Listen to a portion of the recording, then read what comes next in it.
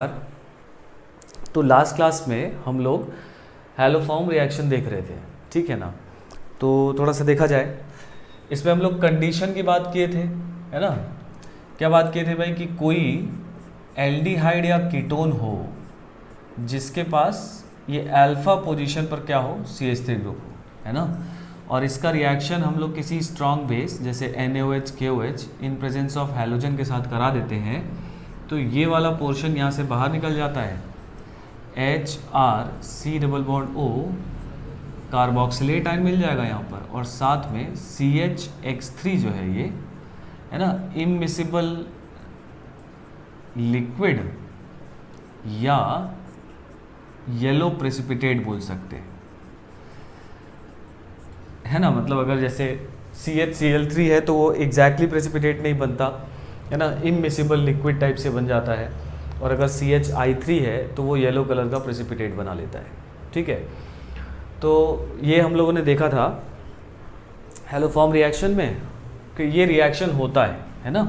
और कंडीशन पर हम लोग ने बात की थी कि एल्डिहाइड कीटोन ये रिएक्शन देते हैं, प्राइमरी और सेकेंडरी अल्कोहल भी ये रिएक्शन दे सकते हैं, लेकिन शर्त ये है कि उनके बीटा पोजीशन पर क्या हो, CH3 ग्रुप होना ही चाहिए।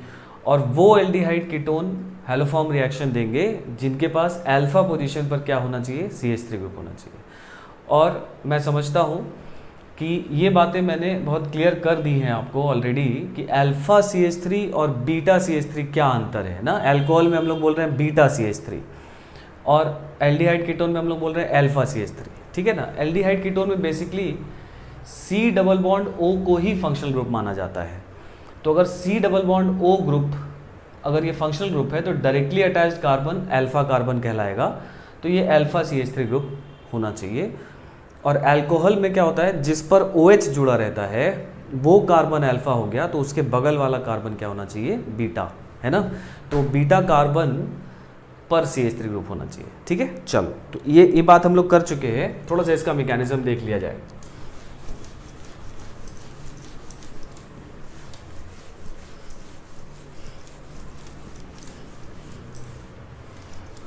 आ जाओ। तो सिंपल सा मैकेनिज्म है, मैकेनिज्म में कुछ दम नहीं है। जैसे मान लीजिए कोई एल्डिहाइड कीटोन हम लोगों ने ले लिया जिसके पास अल्फा CH3 ग्रुप है, ठीक है। और अगर इसको हम लोग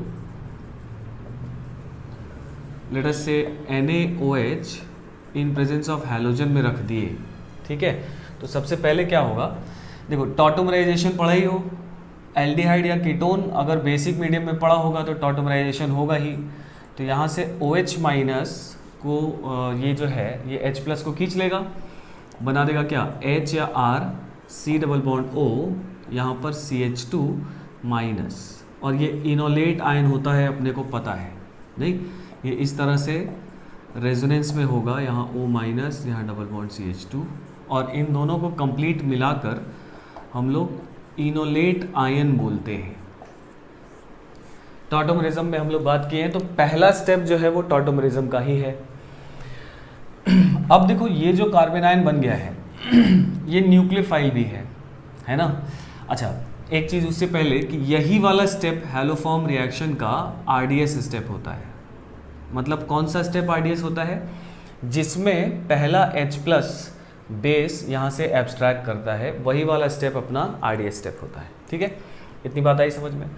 अब सेकेंड स्टेप में क्या होगा, ये एल्डिहाइड या कीटोन से बना हुआ जो इनोलेट आयन है, बिकॉज ये वाला सेंटर एक न्यूक्लियोफिलिक सेंटर भी है और सिस्टम में अपने पास एक इलेक्ट्रोफाइल हैलोजन पड़ा हुआ है, तो ये इस पर अटैक करके X- को बाहर करेगा। और ऐसा हम लोग बहुत बार देख चुके हैं, ठीक है। तो इसमें कोई दिक्कत नहीं होनी चाहिए। तो ऐसा कुछ बन गया और यहाँ पे बन जाएगा CHH और X, ये बन गया, ठीक है। अब देखो अभी भी मीडियम तो बेसिक है, तो अब क्या होगा, जो बेस है वो फिर से H+ निकालेगा। देखो अगर कार्बन के इस तरफ H है तब तो ये एल्डिहाइड हुआ, और ये H एसिडिक नहीं होता, अपने को मालूम है, क्योंकि ये H+ निकालोगे तो कार्बन पे नेगेटिव आएगा, ठीक है। मेरी बात समझिए ध्यान से। तो ये H+ एसिडिक नहीं है, लेकिन अगर इधर R है तो R है मतलब कोई एलिफेटिक का R पार्ट है, तो उसके पास भी अल्फा H हो सकता है। तो सेकेंड स्टेप में जैसे मान लो यहाँ CH3 हो, ठीक है, जैसे मान लो यहाँ H की जगह पर CH3 हो, CH3 इधर भी CH3, एसीटोन, तो H+ यहाँ से निकले या यहाँ से निकले, पहले स्टेप में एक ही बात है ना, क्लियर बात, बढ़िया बात है। लेकिन अब मान लो यहाँ CH3 है और यहाँ CH2X आ गया, तो सेकेंड स्टेप में आप कौन सा H निकालेंगे, आप कंफ्यूज हो सकते हैं कि सर ये वाला H निकालें या इधर भी तो एक H होगा, इधर निकालें। तो यही वाला H निकलेगा, बेस यही वाला H निकालेगा, क्योंकि ये वाला H ज़्यादा एसिडिक है, क्योंकि इसका जो कॉन्जुगेट बेस है वो स्टेबलाइज हो रहा है। कैसे, देखो HrC⋯O CH नेगेटिव चार्ज और यहाँ पर X है, तो ये नेगेटिव चार्ज यहाँ रेजोनेंस में तो है ही, लेकिन कोई भी हैलोजन अगर हम लोग लें एक्सेप्ट फ्लोरीन, फ्लोरीन ये रिएक्शन नहीं देता है ना, तो एक्सेप्ट फ्लोरीन अगर हम लोग कोई भी हैलोजन ले, क्लोरीन, ब्रोमीन, आयोडीन, तो यहाँ पर बैक बॉन्डिंग भी है, बोलो भाई, बैक बॉन्डिंग भी है। क्लोरीन अगर होगा तो बहुत अच्छा बैक बॉन्डिंग होगा, आयोडीन और ब्रोमीन होगा तो बैक बॉन्डिंग का स्ट्रेंथ जो है वो रिलेटिवली कम हो जाएगा, क्योंकि आयोडीन और ब्रोमीन का साइज बड़ा होता है। तो जो जिस डी ऑर्बिटल में, ये डी ऑर्बिटल में बैक बॉन्डिंग कर रहा है ना, तो जिस डी ऑर्बिटल में ये कार्बन का 2p ऑर्बिटल बैक बॉन्डिंग कर रहा है, ब्रोमीन और आयोडीन के केस में वो जो डी ऑर्बिटल होगा वो 4d और 5d होगा ना, बड़े डी ऑर्बिटल होंगे। तो ये बेचारा 2p छोटा ऑर्बिटल है और जो डी ऑर्बिटल है वो बड़े ऑर्बिटल हैं, तो इफेक्टिव ओवरलैप नहीं होगा। तो सबसे अच्छा बैक बॉन्डिंग क्लोरीन के साथ होगा, फिर डिक्रीजिंग ऑर्डर में ब्रोमीन के साथ होगा, फिर आयोडीन के साथ होगा, है ना। बैक बॉन्डिंग का स्ट्रेंथ जो एक्सटेंट है वो कम होता जाएगा, बट फिर भी यही वाला H ज़्यादा एसिडिक होगा, क्योंकि अगर क्लोरीन है तो अच्छी बात है, अगर ब्रोमीन आयोडीन है तो कम से कम -I तो इफेक्टिव है ही ना, तो इसी वजह से यही वाला H निकलेगा, दूसरा वाला H नहीं निकलेगा। और ये H+ निकलना RDS नहीं होगा, यही वाला RDS था, समझ रहे बात ना, क्योंकि ये सबसे कम एसिडिक है, ये वाला H तो ज़्यादा एसिडिक हो गया क्योंकि हैलोजन जुड़ गया है, तो ये RDS नहीं है, यही वाला RDS था, पहला H+ निकलना RDS था, ठीक है। अच्छा, फिर ये नेगेटिव आ गया, फिर अपने पास सिस्टम में कौन है, हैलोजन है, फिर ये इस पर अटैक करेगा, इसको बाहर कर देगा, ठीक है। तो यहाँ बन जाएगा HrC⋯O और यहाँ पर CH और 2X आ जाएंगे। इसी तरह से एक बार फिर से OH- और फिर X2 के बाद फिर ये H+ खींच लिया जाएगा, फिर नेगेटिव आएगा, फिर हैलोजन पर अटैक करेगा, तो एक समय के बाद C⋯O यहाँ पर CX3 आ जाएगा, ठीक है। ऐसा कुछ हो गया, इतनी बात आई समझ में। अब देखो ये इस पर -I लगा रहा होगा, CX3 है ना, तो बहुत स्ट्रॉन्ग -I लगा रहा होगा, इस पर पार्शियल पॉजिटिव बढ़ जाएगा।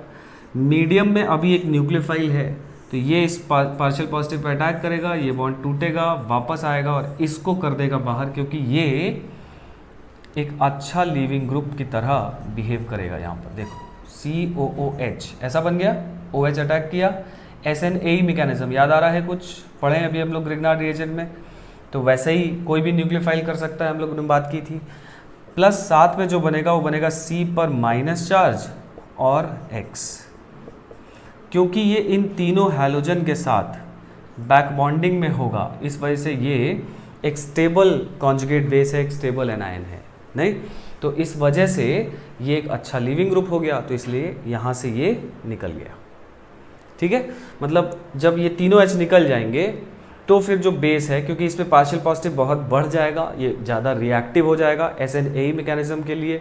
हम लोगों ने बात की थी कि इस पे जितना ज़्यादा पार्शियल पॉजिटिव उतना ज़्यादा रिएक्टिव, और ये एक अच्छा लिविंग ग्रुप भी है, इसलिए यहाँ से इस तरह से बाहर हो गया। अब ये कार्बोक्सिलिक एसिड ज़्यादा एसिडिक है, तो यहाँ से ये H+ इस पर एसिड बेस रिएक्शन से ट्रांसफ़र हो जाएगा, या यूँ समझा जाए कि जो NaOH आपने लिया है तो सिस्टम में वाटर भी होगा, तो वाटर से यहाँ पर H+ एक्सेप्ट हो जाएगा, और क्योंकि मीडियम बेसिक है तो यहाँ से H+ निकल जाएगा। इसी बात को हम लोग एक ही तरह से, दोनों तरह से बोल सकते हैं कि भाई यहाँ से H+ निकल के यहाँ चला गया। चाहे ये बात समझिए और चाहे ये समझिए कि सॉल्वेंट का रोल है, मतलब सॉल्वेंट में जो OH- है ये H+ खींच लिया इसका, तो ये कार्बोक्सिलेट बन जाएगा, और सॉल्वेंट ने इसको H+ दे दिया तो ये बन जाएगा क्या, CHX3। मतलब ये बन गया अपना CHX3, और यहाँ से सॉल्वेंट बेस जब इसका H प्लस ले लेगा तो ये बन गया कार्बोक्सिलेट आयन। क्योंकि मीडियम बेसिक है तो ये इसी फॉर्म में एग्जिस्ट करेगा। समझ के बाद तो चाहे एक स्टेप चाहे दो स्टेप समझिए कि सॉल्वेंट का रोल है, दोनों का बात दोनों का मतलब एग्जैक्टली सेम है। अगर हम किसी को आइसोटोपिक भी कर देंगे तो भी कोई डिफरेंस नहीं आने वाला है ना, क्योंकि ये वाला H जो है ये सॉल्वेंट से ही आ रहा है, बेस से आ रहा है।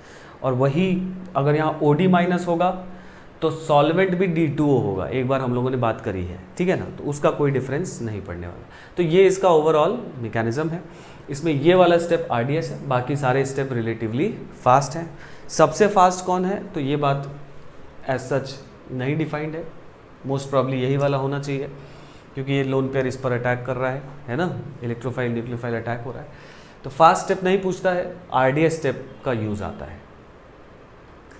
क्लियर हो रहा है ना सबको? थोड़ा सा कॉम्पैक्ट करके लिख दिया गया है ना, मैकेनिज्म बड़ा है और बोर्ड छोटा है, ठीक है। तो इसको नोट कर लो फटाफट, फिर इस पे हम लोग और बातें अब करी जाएं। ये बात सबको समझ में आ गई कैसे मैकेनिज्म हो रहा है, कैसे ये निकल रहा है, कैसे क्या क्या हो रहा है, ठीक है। चलो पॉज करके कर लीजिए नोट, मैं मिटा रहा हूँ इसको। इस तरह से हैलोफॉर्म बनता है। इस रिएक्शन को हम लोग हैलोफॉर्म रिएक्शन बोलते हैं।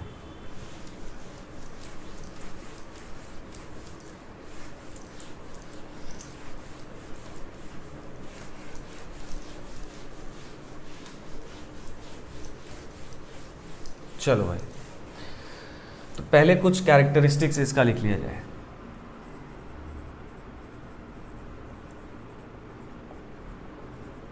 ठीक है, point number one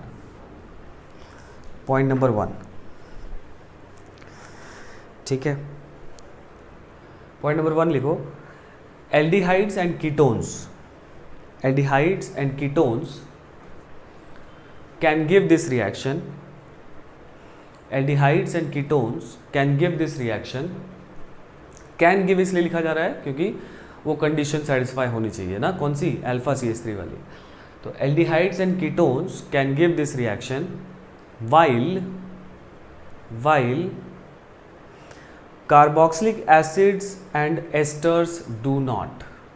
While carboxylic acids and esters do not. ये समझिए बात। एल्डिहाइड कीटोन ये रिएक्शन दे सकता है, और कैसे दे सकता है उसका पूरा मैकेनिज्म हम लोग ने लिख लिया। लेकिन कार्बोक्सिलिक एसिड और एस्टर ये रिएक्शन नहीं देगा। जैसे मान लो अगर आपको ऐसा सवाल में आ गया कि ये कार्बोक्सिलिक एसिड है, इसका रिएक्शन अगर हम लोग NaOH और X2 के साथ करा दें तो क्या ये हैलोफॉर्म रिएक्शन देगा?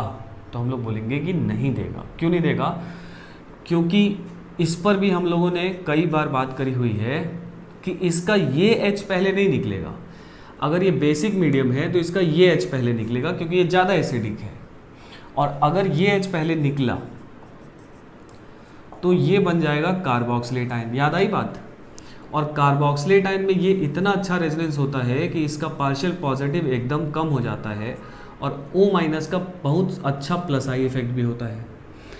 तो पहली बात, इसका पार्शियल पॉजिटिव कम हो गया, और इस पूरे कार्बोक्सिलेट को देखो तो ये यहाँ पर भी प्लस आई देगा, क्योंकि COO माइनस का प्लस आई CH3 से ज़्यादा होता है ना। ये बात COO माइनस का प्लस आई CH3 से ज़्यादा होता है एल्काइल पार्ट से। तो ये जो है, अब ये H जो है वो एसिडिक नहीं रहा। तो अगर ये H प्लस बेस नहीं निकाल सकता तो यहाँ हैलोजन नहीं आ सकता, तो हैलोफॉर्म नहीं बन सकता ना। तो ये बात ध्यान रखोगे, ठीक है। दूसरा, अगर मान लो सिमिलरली हमने सोचा कि एस्टर ले लिया जाए, इस तरह का एस्टर ले लिया जाए और इसका NaOH X2 के साथ रिएक्शन कराएं, तो इसका ये वाला H भी उतना एसिडिक नहीं होता है ना, इस रेजोनेंस की वजह से कि यहाँ पर पार्शियल पॉजिटिव बहुत कम हो जाता है। तो इस रेजोनेंस की वजह से यहाँ ये एसिडिक नहीं होता है, इस वजह से ये बेस जो है ये इस H प्लस को निकाल नहीं पाता है, ठीक है। तो इंस्टेड ये बेस क्या करता है, क्योंकि इस H प्लस को नहीं निकाल सकता तो फिर न्यूक्लियोफाइल की तरह एक्ट करेगा, इस पर अटैक करेगा, ये बॉन्ड टूटेगा, वापस आएगा, इसको करेगा बाहर, है ना। SNAE मैकेनिज्म से पढ़े थे हम लोग। और ये COOH बन जाएगा और ये OCH3 माइनस बन जाएगा। यहाँ से ये इमीडिएटली H+ खींच लेगा, या ऐसा सोचा जाए कि मीडियम इसका H+ खींच लेगा और ये फिर से कार्बोक्सिलेट बन जाएगा, फिर से कार्बोक्सिलेट बन जाएगा और फिर से ये वाला H एसिडिक नहीं रह जाएगा। आई बात समझ में? तो ना तो कार्बोक्सिलिक एसिड ये रिएक्शन देगा, ना एस्टर देगा, ना कोई भी ऐसा ग्रुप देगा जिसमें यहाँ पर एक अच्छा लीविंग ग्रुप लगा हो। जैसे अगर हम लोग बात करें कि CH3 C डबल बॉन्ड और Cl, ये क्या हेलोफॉर्म रिएक्शन देगा? तो ये भी नहीं देगा क्योंकि ये बहुत अच्छा लीविंग ग्रुप है। बात समझ में आ रही है ना? तो हर वो कंपाउंड ये रिएक्शन नहीं देंगे जिसमें ये एक लीविंग ग्रुप होगा। ठीक है, एक बात यहाँ पर थोड़ा समझ लें, ये थोड़ा सा कन्फ्यूज़न वाला है, कुछ लोग के मन में आ गया होगा वो बात कि भाई ये CH3O- है सर, और ये है OH-, है ना, ये OH- है, तो OH- से स्ट्रॉन्गर बेस है OCH3-, तो सर ये बाहर निकल जा रहा है, OH- बाहर कर दे रहा है। एक्चुअली इन दोनों का जो बेसिक स्ट्रेंथ है लगभग बराबर होता है। इन दोनों का मतलब मैं यहाँ OCH3- की स्पेसिफिकली बात नहीं कर रहा हूँ, मैं OR- की बात कर रहा हूँ कि OR- और OH- का जो बेसिक स्ट्रेंथ है लगभग बराबर होता है। तो ये इक्विलिब्रिया ना बीच में लाई करता है, मतलब एकदम बैकवर्ड शिफ्टेड भी नहीं होता, एकदम फॉरवर्ड शिफ्टेड भी नहीं होता। बात समझ में आ रही है? हाँ, लेकिन वंस यहाँ से इधर चला गया, अगर ये मेरी बात फिर से मैं बोल रहा हूँ, है ना, शायद मिस कर गए, मैं क्या बोल रहा हूँ कि OCH3- की बात नहीं कर रहा, यहाँ पर एग्जाम्पल लिए इसलिए OCH3- की बाबात कर रहे हैं, हम OR- की बात कर रहे हैं। इन जनरल कोई भी OR- को अगर हम लोग OH- से रिएक्शन कराएं सर, तो सर OR- क्यों बाहर जा रहा है OH- से SNAE में? क्योंकि सर अपने को मालूम है कि OH- से OR- जो है वो ज़्यादा बेसिक होता है ना। तो इसका मतलब अगर ये ज़्यादा बेसिक है तो ये पुअर लिविंग ग्रुप हुआ, ये बेटर लिविंग ग्रुप हुआ। तो SNAE मैकेनिज्म में जब यहाँ पर ये इस पर अटैक करके जब ऐसा इंटरमीडिएट बनाया है सर, OR मान लीजिए और यहाँ OH है, ये टेट्राहाइड्रल इंटरमीडिएट बनता है ना। SNAE मैकेनिज्म याद करिए, है ना, वही है खेल, यहाँ पर वही बात कर रहे हैं हम लोग। तो सर अब आपने बताया था कि जब ये वापस आएगा तो इन दोनों में से जो बढ़िया लिविंग ग्रुप होगा वो बाहर होगा। तो सर ये निकलने पर स्ट्रॉन्ग बेस बन रहा है और ये निकलने पर वीक बेस बन रहा है, तो ये निकलना चाहिए ना, ये क्यों निकल जा रहा है? बात समझ में आई? तो इस बात का मैं आपको जवाब दे रहा हूँ कि यहाँ पर ये इसलिए निकल रहा है क्योंकि OR- और OH- का जो, जैसे अगर H2O की हम लोग बात करें तो इसका pK वैल्यू होता है 15.7, अगर किसी अल्कोहल की बात करें तो इसका pK वैल्यू होता है 16-17 के रेंज में। तो ये भी अप्रॉक्सीमेटली 16 है और ये भी 16-17 के रेंज में है। तो इन दोनों के कॉन्जुगेट बेस जो हैं, GOC का सवाल आएगा तब तो आप ये बात कर ही दोगे, ये तो सही है ही, है ना। लेकिन मैकेनिज्म जब हम लोग यहाँ पर हैलोफॉर्म रिएक्शन जब पढ़ रहे हैं या एस्टर का हाइड्रोलिसिस जब पढ़ेंगे आगे चल के, तो वहाँ पर दरअसल ये रिएक्शन होता हुआ देखा गया और इसलिए हम लोग ये बात ऐसा बोलते हैं कि भाई क्योंकि इन दोनों का जो एसिडिक स्ट्रेंथ है वो बराबर है, तो बेसिक स्ट्रेंथ भी लगभग बराबर हो गया इनके कॉन्जुगेट बेस का। तो क्योंकि दोनों लगभग बराबर बेसेस हैं तो इक्विलिब्रिया बीच में लाई करता है। ठीक है, मतलब यहाँ तक तो आसानी से बन जाता है, यहाँ से हाँ ठीक है, जब इस पर वापस आया तो 10 बार इसको निकाला, वापस पहुँच गए, वापस पहुँच गए, वापस पहुँच गए। लेकिन अगर एक बार भी ये निकला, क्योंकि ये दोनों कंपेरेबल बेसिक हैं, तो अगर एक बार भी ये निकला, है ना, तो ये अगर निकल गया तो इमीडिएटली एसिड बेस रिएक्शन होकर ये बन जाएगा। और अगर ये बन गया तो इसका पार्शियल पॉजिटिव इतना कम हो जाता है कि इस पर अब इसका अटैक पॉसिबल ही नहीं होता, नहीं। तो अब क्योंकि ये दोनों आपस में रिएक्ट करके वापस वो नहीं बना सकते, तो इक्विलिब्रिया किधर शिफ्ट होने लगा? फॉरवर्ड शिफ्ट होने लगा। बात समझ में आई मेरी, है ना? क्या बोल रहा हूँ मैं? क्योंकि ये दोनों बराबर बेसिक हैं तो 100 बार ये निकलता है, लेकिन अगर 10 बार भी ये निकल गया तो ये बन जाएगा, इसके बनने के बाद तुरंत ये बन जाएगा और फिर ये रिएक्शन बैकवर्ड नहीं जाएगा। तो धीरे धीरे ही सही, लेकिन ये रिएक्शन धीरे धीरे फॉरवर्ड शिफ्ट होता चला जा रहा है। तो वही मैं बोल रहा हूँ कि यहाँ से हम लोग यहाँ पहुँच जाएंगे। क्लियर इतनी बात? तो ये बात ध्यान रखोगे। तो एसिड और एस्टर ये रिएक्शन नहीं दे सकते, या ऐसा कोई भी स्पीशीज नहीं दे सकता जिसमें ये एक अच्छा लिविंग ग्रुप हो, क्योंकि ये इस पर अटैक करके उसको बाहर कर देगा। ठीक है, चलिए इतनी बात आई समझ में सबको, नोट कर लीजिए। पहला पॉइंट ये हो गया।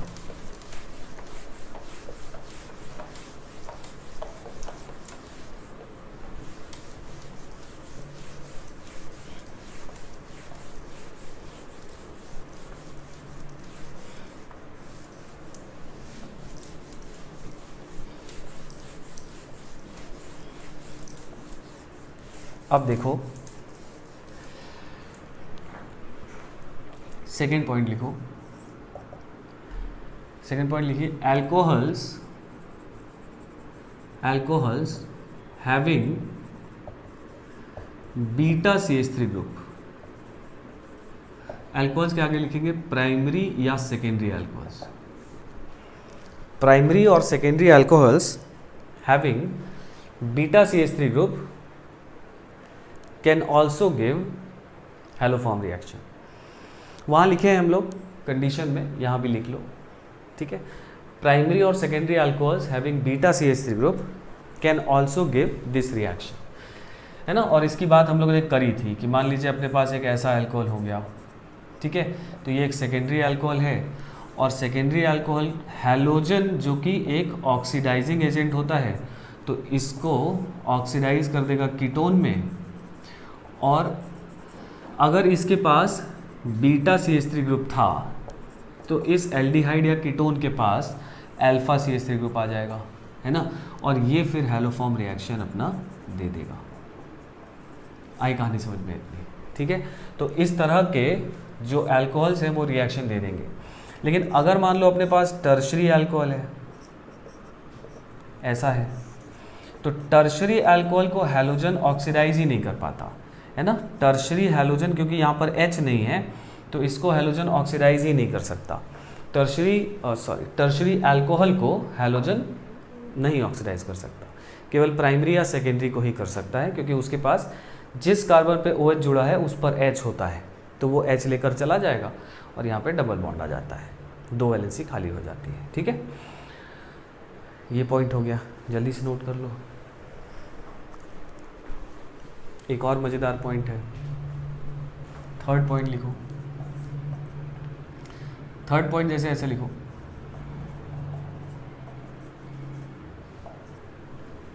इसका रिएक्शन मैंने करा दिया NaOCl के साथ, NaOBr के साथ और NaOI के साथ, और ये रिएक्शन R1 रेट से हुआ, ये R2 रेट से हुआ, ये R3 रेट से हुआ। तो R1, R2, R3 में रिलेशन पता करना है ना।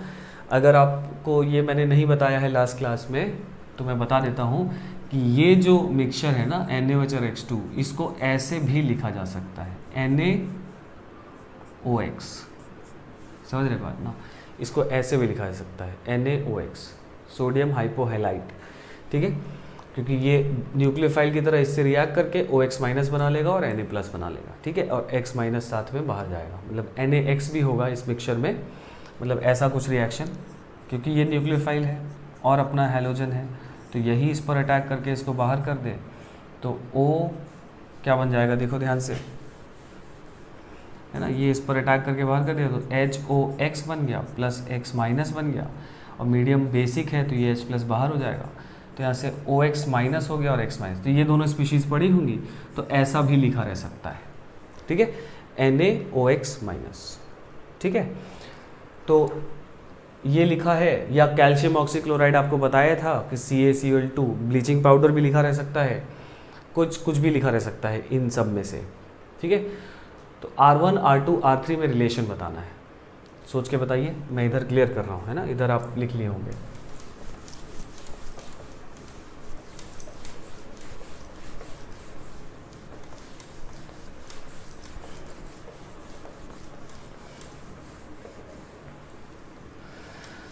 ठीक है, आ गया होगा। तो यहाँ पर आंसर है R1 = R2 = R3, ये करेक्ट है, आया होगा ये, है ना, क्योंकि देखो RDS स्टेप जो है वो इस H+ का निकलना है, और तीनों ही केस में अगर Na लिखा हुआ है तो तीनों ही केस में जो बेस है वो NaOH है।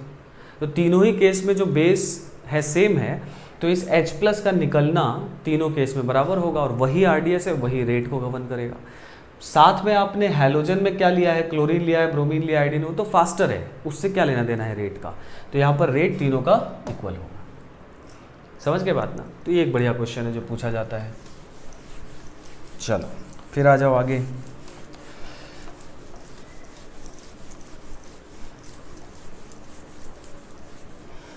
अब देखो जरा क्वेश्चन लिखो।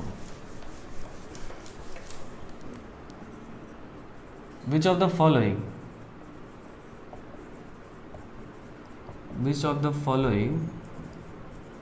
gives positive haloform reaction या positive haloform test, ये भी लिखा रह सकता है। Which of the following gives positive haloform test, ठीक है। पॉजिटिव खतरनाक आजकल है ये वर्ड, है ना। चलिए, तो कौन सा इसमें से पॉजिटिव, अच्छा ये पॉजिटिव हैलोफॉर्म टेस्ट का मतलब समझे, क्योंकि यहाँ पे एक प्रेसिपिटेट बनता है या इमिसिबल लिक्विड बन जाता है, इसलिए ये रिएक्शन इस तरह के मॉलिक्यूल्स जिनके पास अल्फा CH3 हो, एल्डिहाइड कीटोन, या अल्कोहल जिनके पास बीटा CH3 हो, उनका पॉजिटिव टेस्ट कहलाता है, पॉजिटिव हैलोफॉर्म टेस्ट रिएक्शन कहलाता है, ठीक है ना। तो दोनों तरह से लिखा रह सकता है। चलो, तो आपको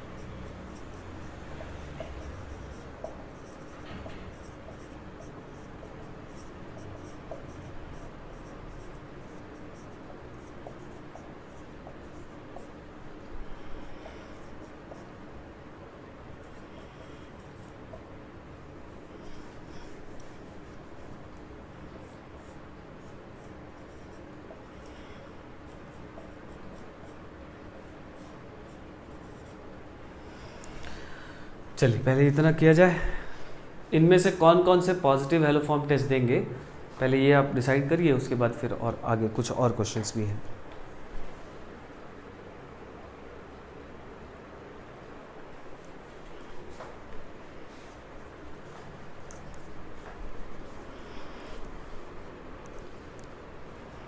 पॉज करके करो, हो गया होगा।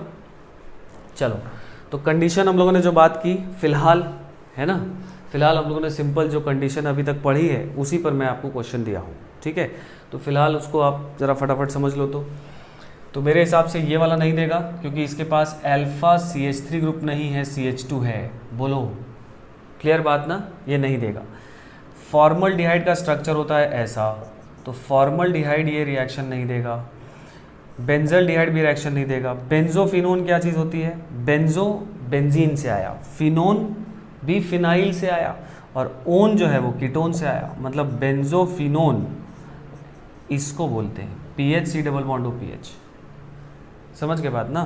तो ये हो गया अपना बेंजोफिनोन। तो ये भी नहीं देगा, करेक्ट, ये वाला दे देगा क्योंकि यहाँ पर अल्फा CH3 ग्रुप है, कर लिए होगे। ये वाला नहीं देगा क्योंकि यहाँ पर अल्फा CH3 नहीं है। ये वाला दे देगा क्योंकि यहाँ पर ये एसिडिक है, ये दे सकता है, ये भी दे सकता, सॉरी ये नहीं देगा। इसकी बात करें तो ये टर्शरी अल्कोहल है, ये नहीं देगा।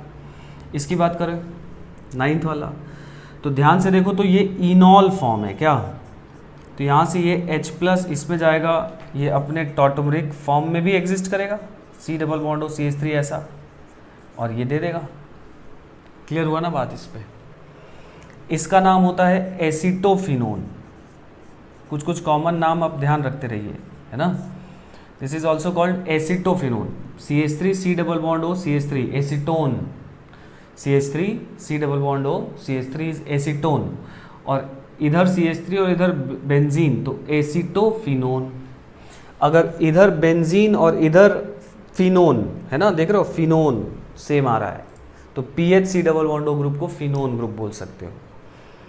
इसकी बात करें तो ये तो देगा भाई, क्योंकि ये एक इंटरमीडिएट बनता है हैलो फॉर्म में। देखो ध्यान से, जब एक H+ निकल जाता है और उसकी जगह हैलोजन आ जाता है, तो ये तो बीच में रास्ते में बनता है मैकेनिज्म में, तो ये तो देगा ही, है ना।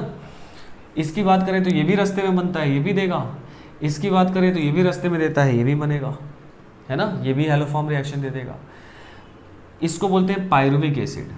इधर भले COH ग्रुप है, इसका H+ पहले निकल जाएगा, तो ये +I इसको देगा, ठीक है। लेकिन ये वाला, क्योंकि ये कार्बोनिल अभी भी है, तो ये वाला H अभी भी एसिडिक होगा और ये हैलोफॉर्म रिएक्शन दे देगा।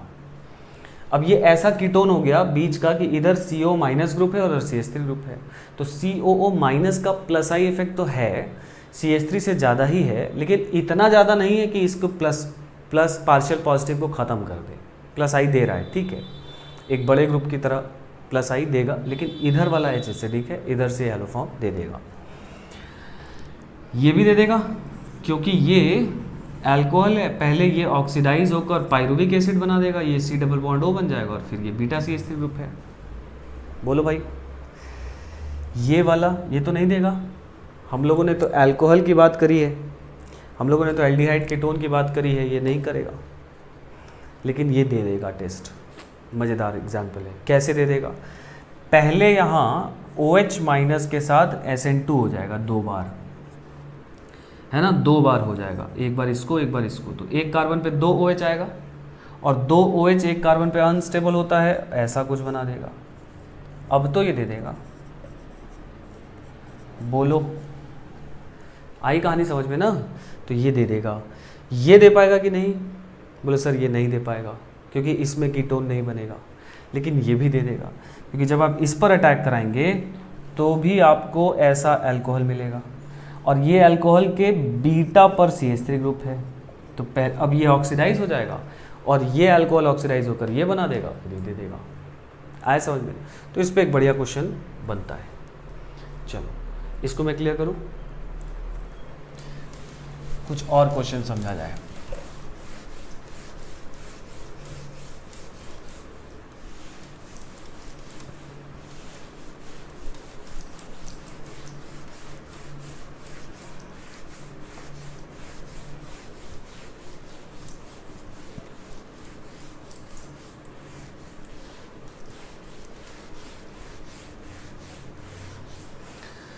देखो भाई, जहाँ तक भी हुआ था फिर कुछ क्वेश्चन लिखो।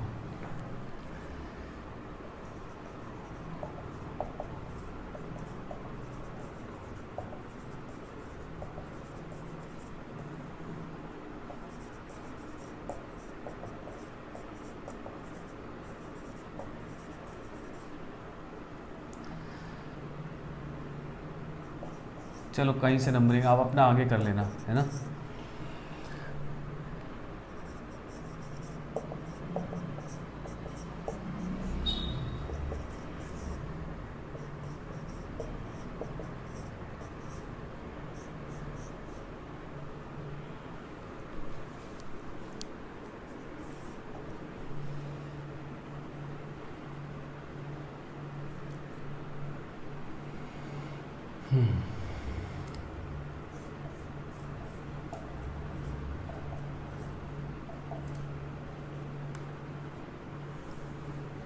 चलो इसमें से बताओ कौन कौन सा देगा, कौन कौन सा नहीं देगा। तो एस्टर्स हम लोगों ने पढ़ा है कि रिएक्शन नहीं देते हेलोफॉर्म, तो बड़ा आसानी से बोल देंगे कि भी नहीं देगा, ये सारे नहीं देंगे। लेकिन सिर्फ ये नहीं देगा, ये और ये हेलोफॉर्म रिएक्शन देंगे। सोचो क्यों देंगे, है ना। तो ये रिएक्शन दे देंगे, कैसे मैं समझाता हूँ। इसमें ठीक है, पहले जो OH माइनस है वो इस पर करेगा अटैक, ये बॉन्ड टूटेगा, वापस आएगा, इसको करेगा बाहर, यही होगा ना, यही बात तो पढ़े। और यहाँ पर हो जाएगा CH3COO माइनस H प्लस निकलने के बाद, और CH3CH2OH बन जाएगा। यही पढ़े थे ना अभी SNA में जो यहाँ समझा रहे थे आपको, ठीक है। तो ये तो नहीं देगा, लेकिन इसके बारे में भूल जाएंगे, इसको भी तो याद रखेंगे, क्योंकि ये भी तो पढ़ा होगा सिस्टम में कि निकल के चला तो नहीं जाएगा। बोलो भाई, तो ये ऐसा अल्कोहल बना जिसके पास बीटा CH3 है, तो ये दे देगा। अब ये ऑक्सीडाइज होकर पहले CH3C डबल बॉन्ड OH ऐसा एल्डिहाइड बनाएगा और इसके पास अल्फा CH3 है, इस वजह से ये अल्कोहल दे देगा। उसी तरह से जब इसको बाहर करेंगे तो ऐसा अल्कोहल मिल जाएगा और ये भी दे देगा। इसको बाहर करेंगे तो ऐसा अल्कोहल मिल जाएगा, तो ये भी दे देगा, क्योंकि इसके पास ही बीटा CH3 है ना। तो यहाँ फंस जाते हैं बहुत बार, तो उसके OR पार्ट को जरूर ध्यान रखना, क्योंकि वो एक अल्कोहल बनेगा निकलने के बाद और वो हेलोफॉर्म टेस्ट दे सकता है।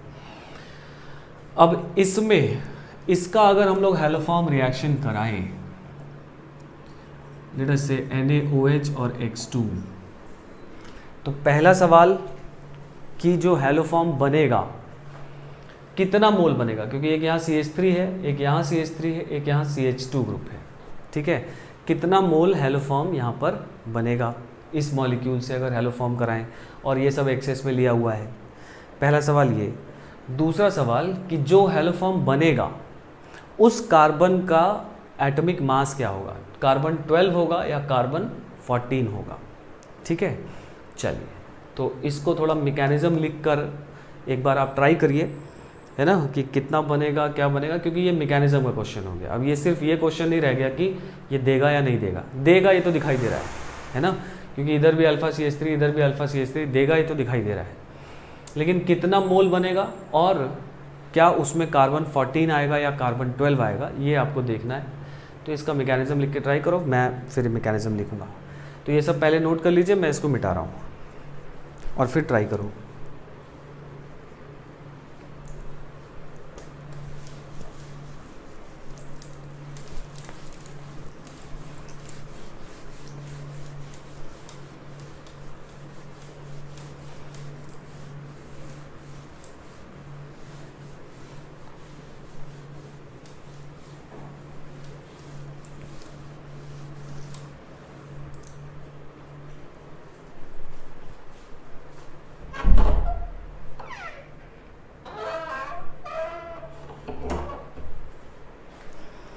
चलिए,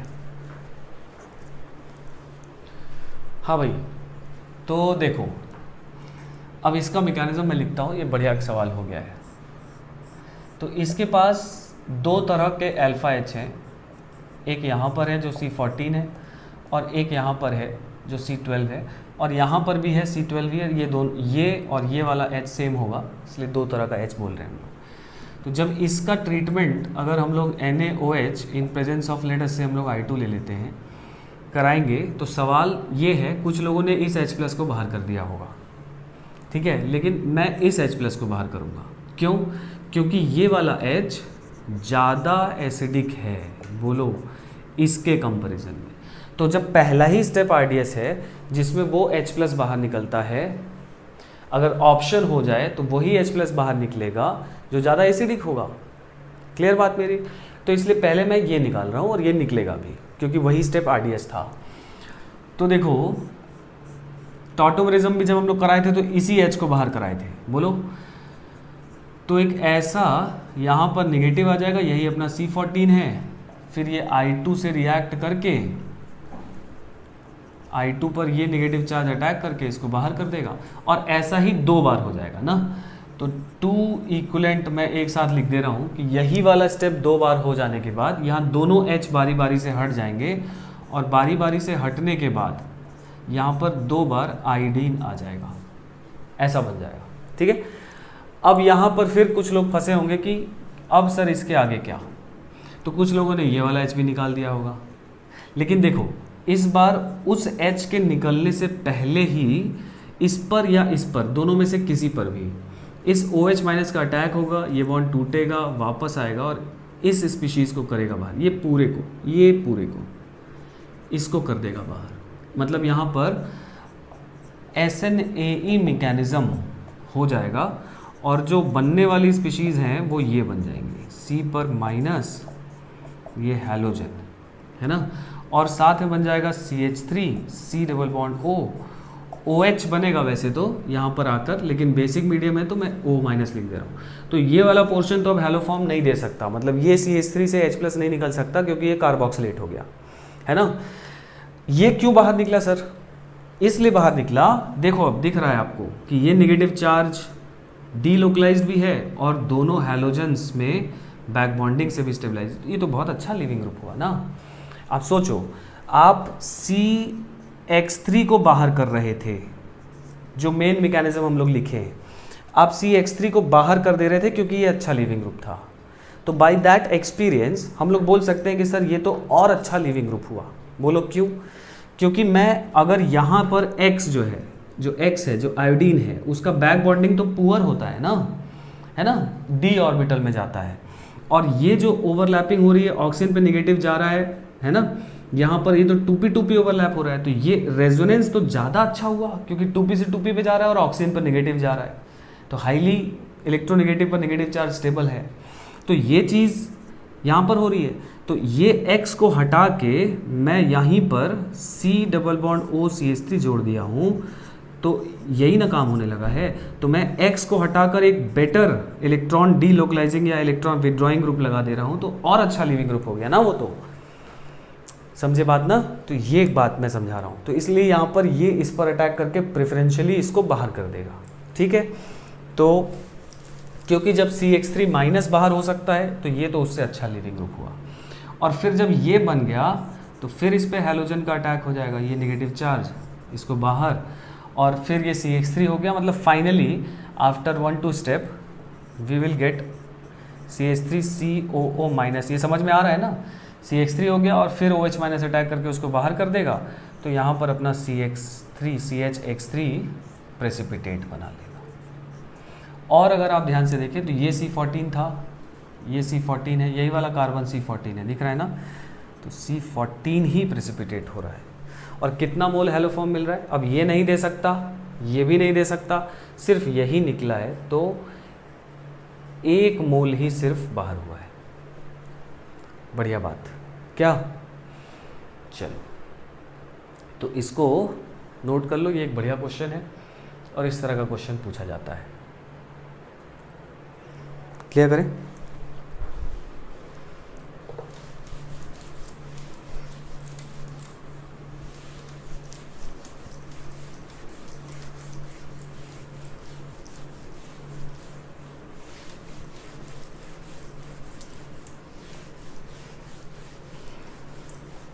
ठीक है भाई, फिर से उसी में नेक्स्ट क्वेश्चन ना, विच ऑफ द फॉलोइंग, वो जो क्वेश्चन था जो अभी कर रहे थे उसी में आगे आपको बताना है कि कौन कौन सा हैलोफॉर्म रिएक्शन दे सकता है।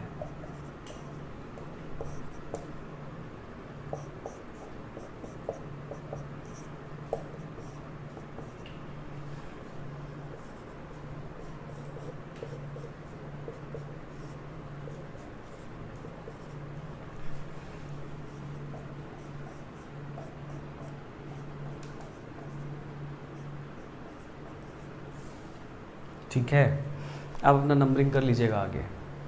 तो अब यहाँ पर आपको ये बताना है कि कौन कौन सा हैलोफॉर्म रिएक्शन देगा, और साथ ही साथ प्रेसिपिटेट क्या होगा। कार्बन 14 वाला CHX3 या कार्बन 12 वाला? ठीक है, सोच के बताओ, पॉज कर लो वीडियो, सोच के बताओ। तो इसमें बढ़िया बढ़िया क्वेश्चन बनते हैं, है ना, यही सब क्वेश्चन, बस इसमें मैक्सिमम क्वेश्चन यही आता है। समझ के बाद कौन देगा कौन नहीं देगा, बस इतना ही क्वेश्चन है और इसी पे फंस जाते हैं। चलो कर लिया होगा, देखो अब तो इसमें तो यही वाला H निकलेगा ना भाई, हाईली एसिडिक है तो ये वाला H निकलेगा। फिर एक स्टेप के बाद देखो क्या बनेगा, ये दे देगा हेलोफॉर्म रिएक्शन, है ना। कुछ लोगों ने कर लिया होगा, जिनको नहीं समझ में आया किसी वजह से उनके लिए मैं यहाँ बता दे रहा हूँ। देखो ऐसा हो गया, अब OH माइनस का इस पर या इस पर अटैक होगा, ये बॉन्ड टूटेगा, वापस आएगा, इसको करेगा बाहर, ऐसा हो जाएगा, है ना। तो क्या बन जाएगा देखो, है ना, फिर क्योंकि वही चीज़ बन रही है, मतलब ऐसा ये C double bond O minus हो गया और यहाँ पर C डबल बॉन्ड O और यहाँ पर आ जाएगा CH2 माइनस, फिर यहाँ पर हेलोजन आकर और फिर इस पर इसको बाहर कर देगा तो हेलोफॉर्म दे देगा क्या, तो ये हेलोफॉर्म दे देगा। और जो प्रेसिपिटेट होने वाला स्पीशीज़ है वो C14 होगा, तो यहाँ पर CH(X3) C14 ही प्रेसिपिटेट होगा और ये हेलोफॉर्म रिएक्शन देगा। ये हेलोफॉर्म रिएक्शन नहीं देगा क्योंकि यहाँ पर जब अटैक होगा तो ये बाहर नहीं होगा, यहाँ पर X आ जाएगा ना तो ये बाहर नहीं हो पाएगा। क्यों बाहर नहीं हो पाएगा, दो हैलोजन जुड़े हैं और इसके साथ रेजोनेंस में नहीं आया, जैसा यहाँ आ रहा है ना ये नेगेटिव चार्ज रेजोनेंस में इस कार्बोनिल के साथ, वैसा इस कार्बोनिल के साथ ये वाला नेगेटिव चार्ज रेजोनेंस में नहीं आएगा, बीच में एक कार्बन और है, तो इस वजह से ये बाहर नहीं हो पाएगा, तो ये हेलोफॉर्म नहीं दे पाएगा, दो हैलोजन बाहर नहीं कर पाएंगे। क्लियर बात। इसमें ये दे देगा क्योंकि ये दोनों H है, ये H हट के दोनों X आ जाएंगे और फिर इस पर अटैक होकर इसको बाहर कर देंगे तो यहाँ नेगेटिव आएगा, जो नेगेटिव इसके साथ रेजोनेंस में जाएगा। मैं जल्दी जल्दी में बना दे रहा हूँ, है ना, आप इसको है ना वैलिडेट करिए अपनी कॉपी में, क्योंकि बहुत बार हम लोग पढ़ चुके हैं और अब हम लोग को नेगेटिव चार्ज और पॉजिटिव चार्ज घुमाने आना चाहिए, है ना, कहाँ कौन जाएगा कैसे जा रहा है। तो इसको आप करो, अगर आपको दिक्कत हो रही है तो ठहर के करो, ठीक है, कि इसको करके ही आगे बढ़ना, ये नहीं सर बोल रहे हैं कि हो गया, ठीक है ना, तो वो उस तरह से समझिए। इसको देखो ये भी दे देगा क्योंकि ये इनॉल फॉर्म है और इसका कीटोनिक फॉर्म ये होगा, तो ये यही मॉलिक्यूल है, बेसिकली यही मॉलिक्यूल है जो इस तरह से लिखा है, तो ये दे देगा, ठीक है। चलिए, तो ये हेलोफॉर्म रिएक्शन का लेखा जोखा है ना, ये हेलोफॉर्म रिएक्शन दे देगा।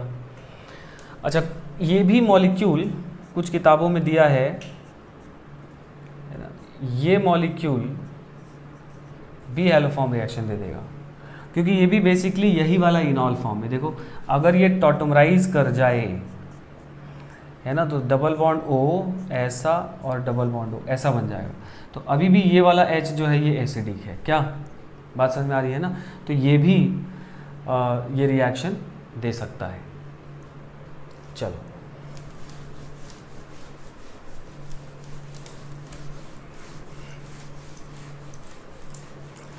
कुछ किताबों में दिया हुआ है बट ये एम्बिगुअस है थोड़ा, है ना। इसको एल्डिहाइड कीटोन में एक बार फिर से बात कर लेंगे इस पर।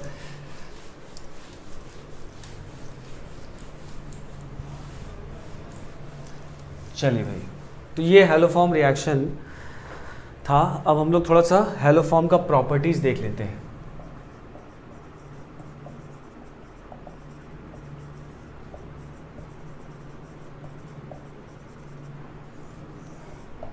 सबसे पहला अगर हम लोग लिखें एसिडिक स्ट्रेंथ, ठीक है, तो हेलोफॉर्म में सबसे ज़्यादा एसिडिक होता है CHCl3, फिर होता है CHF3, फिर होता है CHBr3 और सबसे कम होता है CHI3, ठीक है। ऐसा इसलिए, मतलब इधर से इधर जाने पर एसिडिक स्ट्रेंथ जो होगा वो बढ़ेगा। ऐसा इसलिए कि यहाँ जब इसका कॉन्जुगेट बेस बनाओगे CHCl3 में, तो क्लोरीन, क्योंकि ये जो ऑर्बिटल है ये 3D ऑर्बिटल है और ये जो ऑर्बिटल है ये 2p में आ जाएगा इसके साथ बैक बॉन्डिंग करने के लिए, तो 2p 3D ओवरलैप हो रहा है तीनों जगह, ठीक है। और साथ ही साथ क्लोरीन का माइनस आई इफेक्ट भी है। तो ओवरऑल इसका जो कॉन्जुगेट बेस का स्टेबिलिटी है, क्योंकि जो 2p और 3d ऑर्बिटल का जो एनर्जी गैप है वो ज़्यादा तो है, लेकिन CH Br3 और I3 के कंपैरिजन में बहुत ज़्यादा नहीं है, क्योंकि अगर ये 3d है तो यहाँ पे 4d है और यहाँ पर 5d है। तो इसका ओवरलैप जो है बैक बॉन्डिंग, ये बैक बॉन्डिंग हो रहा है, पता है ना, नेगेटिव चार्ज है इस कार्बन पे और साथ में जुड़े हुए हैलोजन पर वेकेंट 3d ऑर्बिटल है, तो ये बैक बॉन्डिंग का कंडीशन हुआ। तो ये जो नेगेटिव चार्ज है, एसिडिक स्ट्रेंथ इसका कंपेयर करना है, तो ये जो नेगेटिव चार्ज है ये बैक बॉन्डिंग के थ्रू तीनों क्लोरीन में और तीनों क्लोरीन के स्ट्रॉन्ग माइनस आई से ये स्टेबलाइज हो रहा है, इसलिए ये ज़्यादा एसिडिक है बाकियों के कंपेरिजन में। इन तीनों में अब क्योंकि अगर हम लोग ये बात करें कि सर यहाँ भी तो बैक बॉन्डिंग है, तो यहाँ पे बैक बॉन्डिंग जो है वो न के बराबर है। मतलब यहाँ पर क्योंकि ये 4d ऑर्बिटल है और ये 2p ऑर्बिटल में आएगा, तो ये बैक बॉन्डिंग ऑलमोस्ट न के बराबर होती है, क्योंकि 2p और 4d के बीच में बहुत बड़ा एनर्जी गैप है। इसका साइज़ छोटा है, इसका साइज़ बड़ा है, तो ओवरलैपिंग ऑर्बिटल के बीच में अगर साइज़ गैप बहुत ज़्यादा है तो वहाँ पे बहुत अच्छे से ओवरलैपिंग नहीं हो पाती है। ये कॉन्सेप्ट हम लोग बॉन्डिंग में पढ़ते हैं बैलेंस बॉन्ड थ्योरी के अंदर। तो इस वजह से यहाँ पर बहुत अच्छा बैक बॉन्डिंग का स्ट्रेंथ नहीं है। तो इस कार्बन आयन को, या जो आई वाले केस में जो CHI3 में जो कार्बन आयन आएगा, उसको बेसिकली स्टेबलाइज सिर्फ और सिर्फ ब्रोमीन या हैलोजन का माइनस आई इफेक्ट करता है। तो इस वजह से इन तीनों में हम लोग को सिर्फ कौन सा इफेक्ट देखना है स्टेबिलिटी के लिए, माइनस आई इफेक्ट। और इन तीनों के माइनस आई में फ्लोरीन का माइनस आई सबसे ज़्यादा हो जाएगा। तीनों फ्लोरीन बहुत स्ट्रांगली माइनस खींच लेंगे, तो इन तीनों के कंपैरिजन में ये ज़्यादा एसिडिक, ये कम और ये कम based on the minus I. Chlorine exceptionally इससे ज़्यादा हो जा रहा है क्योंकि यहाँ पर बैक बॉन्डिंग डोमिनेटिंग फैक्टर है माइनस आई से ज़्यादा। क्लियर मेरी बात? ठीक है, तो ये इसका एसिडिक स्ट्रेंथ हो गया, जल्दी से नोट कर लो फिर आगे बढ़ लिया जाए। लिख लिया है? चल एक तो रिएक्शन और देख लें।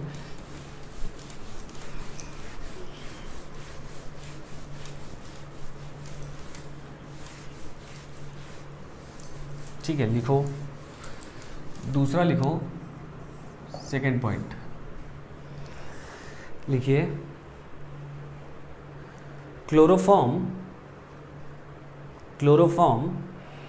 Is oxidised chloroform is oxidized by air. Chloroform is oxidized by air in presence of sunlight. Chloroform is oxidized by air in presence of sunlight to give a highly poisonous gas, phosgene. To give a highly poisonous gas, phosgene gas. ठीक है, तो देखो क्या होता है, समझिए बात। Chloroform का यूज़ जानते हैं हम लोग, है ना, पुरानी मूवीज़ आप देखे होंगे तो इसका बहुत, है ना, कंस्ट्रक्टिव यूज़ किया करते थे, है ना। हमारे जो हिंदी फिल्मों के जो विलेंस हैं, है ना, वो रूमाल में लगाकर बेहोश कर रहे हैं, तो ये जो यूज़ है मतलब इसका एनेस्थीसिया की तरह पहले यूज़ होता था, है ना। तो क्लोरोफॉर्म एनेस्थीसिया का काम करता है, बेहोश कर देता है इंसान को, लेकिन क्लोरोफॉर्म जो है ना वो एयर और सनलाइट, जो कि हर जगह एम्पल अमाउंट में प्रेजेंट है ना, एयर का ऑक्सीजन और सनलाइट से फोटॉन्स, इसके प्रेजेंस में ये ऑक्सीडाइज हो जाता है फॉस्जीन गैस में। ठीक है, इस तरह से यहाँ O का इंसर्शन हो जाता है, ये बैक बॉन्डिंग से इसको बाहर कर देता है। ये हम लोग SOCl2 वाले में पढ़े ही हैं बहुत सारा। तो ये इस तरह का, है ना, ऐसा फॉस्जीन गैस बना लेगा और साथ में, है ना, HCl जो है वो बाहर चला जाएगा। समझ गए? इस गैस को बोलते हैं हम लोग COCl2, दिस इज़ फॉस्जीन। और ये जो फॉस्जीन गैस है ना ये पॉइजनस हो जाती है।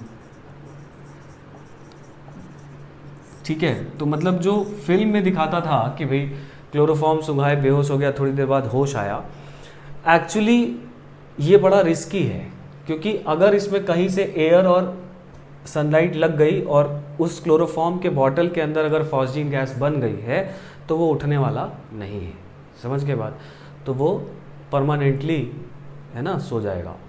तो इस वजह से यहाँ पर आप समझिए कि फॉस्जीन गैस बन जाने की वजह से क्लोरोफॉर्म का इस्तेमाल अब मेडिकल इंडस्ट्री में ऑलमोस्ट नहीं होता है। समझ के बाद, क्योंकि ये ऐसा पॉइजनस गैस बना देता है।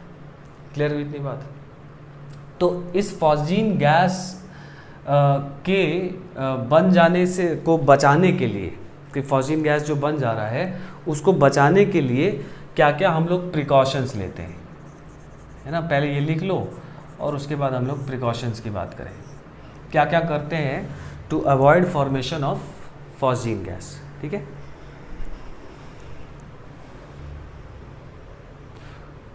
बात समझ में आई? तो सबसे पहला काम क्या करते हैं हम लोग कि जो क्लोरोफॉर्म है it is stored in dark bottles, ठीक है। डार्क कलर की बॉटल्स में स्टोर किया जाता है कि उसमें सनलाइट सीधा सीधा ना पहुंच पाए, ठीक है। दूसरा, सेकंड पॉइंट लिखो, सेकंड पॉइंट लिखो, इट इज, है ना, filled up to the top, it is filled up to the top to exclude any air, it is filled up to the top to exclude any air. समझ के बाद, तो पूरी bottle एकदम लबालब भर दी जाती है सो दैट कि वाटर का इन्फिल्ट्रेशन बॉटल के अंदर ना जा पाए, है ना। तो एक तो ये काम सेकेंड पॉइंट होता है। तीसरा पॉइंट ये होता है कि इसको यूज़ करने से पहले, है ना, हम लोग इसमें 0.6 to 1%, 0.6 to 1% इथेनॉल डाल देते हैं, है ना, इज एडेड, ठीक है। 0.6 to 1% ethanol is added before use, है ना। कोई बॉटल रखी हुई है, उसको यूज करने से पहले क्या करते हैं कि क्लोरोफॉर्म में हम लोग इथेनॉल डाल देते हैं, है ना, 0.6 to 1%। तो उससे होता क्या है कि ये जो फॉस्जीन गैस है ये